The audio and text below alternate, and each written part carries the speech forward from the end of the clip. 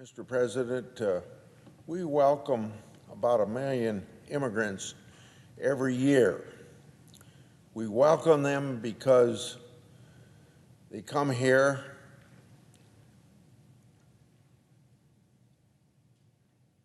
abiding by our laws, and we need immigrants, and we've been a welcoming country for a long time. But I come to the floor today to speak about the ongoing crisis at our southern border, a crisis that I think this administration doesn't want to admit as a crisis, and because of some changes in policy, we have that crisis. And that crisis is people entering our country in violation of our laws. Since taking office, this administration has advanced policies that undermine immigration enforcement. These policies undermine efforts to secure our southern border, and they encourage illegal immigration into our country.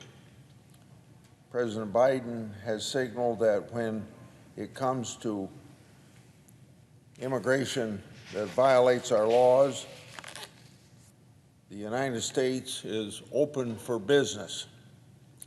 Speaker Pelosi and House Democrats are doubling down on that position this very week. They're working to pass several mass amnesty bills that contain no provision related to securing the border. It turns out people are finally paying attention.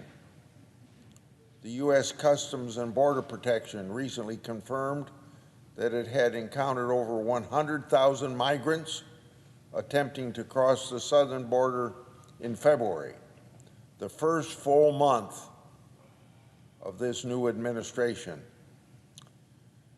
That's the highest total for the month of February since 2006.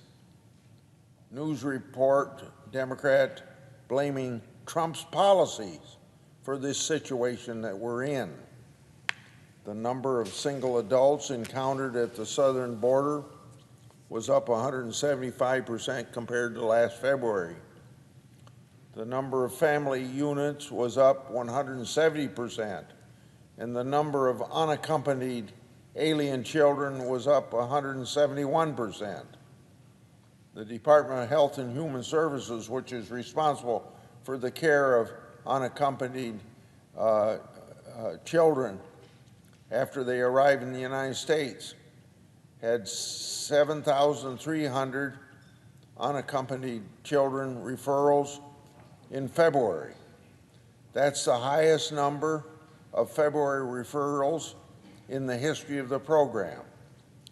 As of late last week, Health and Human Services had over 8,500 unaccompanied children in its facilities.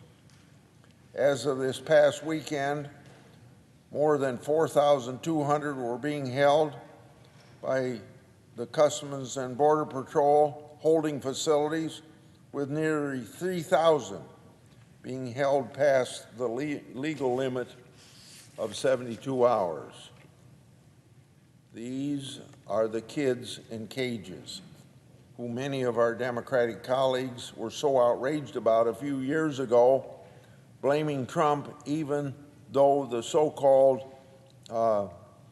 cages were created in the Obama administration, just being reused again. Curiously, we're not seeing nearly as much outrage now as we saw during the Trump episode. Where is our fair and balanced press today? Reports emerged late last week that one Border Patrol facility in Texas was operating at 729% of pandemic capacity. Many minors who had been in custody for over 5 days were reportedly only able to shower once.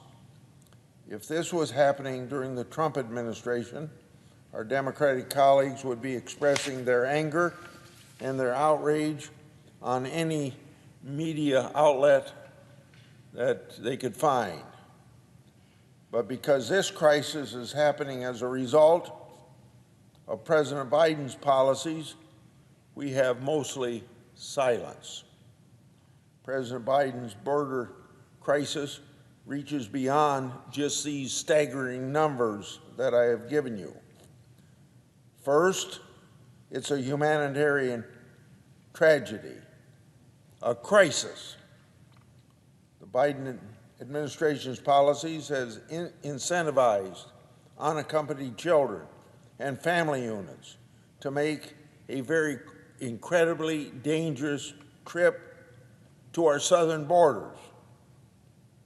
On March the 10th, Reuters reported that the Mexican government is worried that the Biden administration asylum policies, quote, are stoking illegal immigration and creating business for organized crime, end of quote, from the Mexican government, reported by Reuters. There is no doubt that cartels are profiting greatly from this trafficking. One Mexican official was quoted as saying, quote, migrants have become a commodity, end of quote.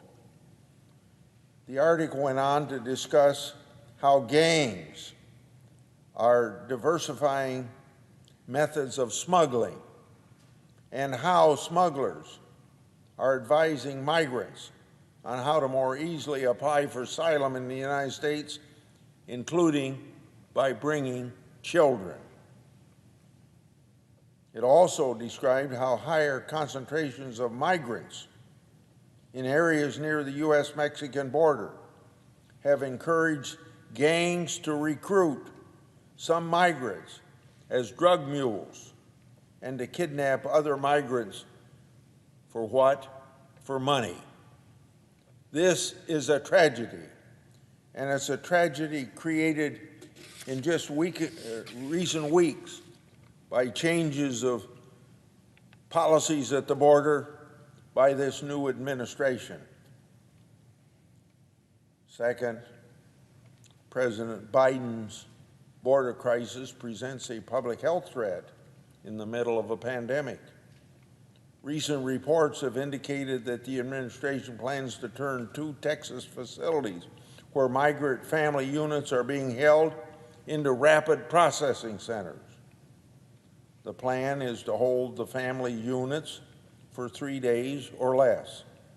It is unclear if all of these migrants are being tested for COVID-19, when they're being tested, how they're being tested, and how they're being handled if they test positively. Recent media reports also indicate that 100 undocumented immigrants who were released by Department of Homeland Security into the United States later tested positive for the virus. In these times, as we're all concerned about the pandemic, it can't be acceptable. Finally, President Biden's border crisis has created a situation that is overwhelming the men and women who work to protect our borders. It's straining the resources of agencies that must cope with the results of this administration's misguided immigration policies.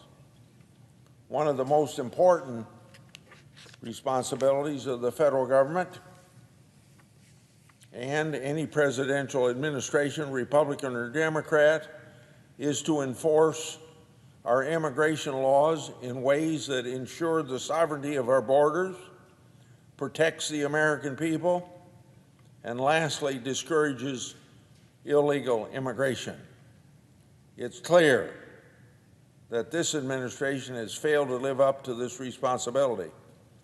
I hope that President Biden changes the course and begins to work with Congress in a bipartisan way to secure our borders and at the same time reform our laws in ways that discourage this violation of our immigration laws by people just willy-nilly crossing the border, even being invited here.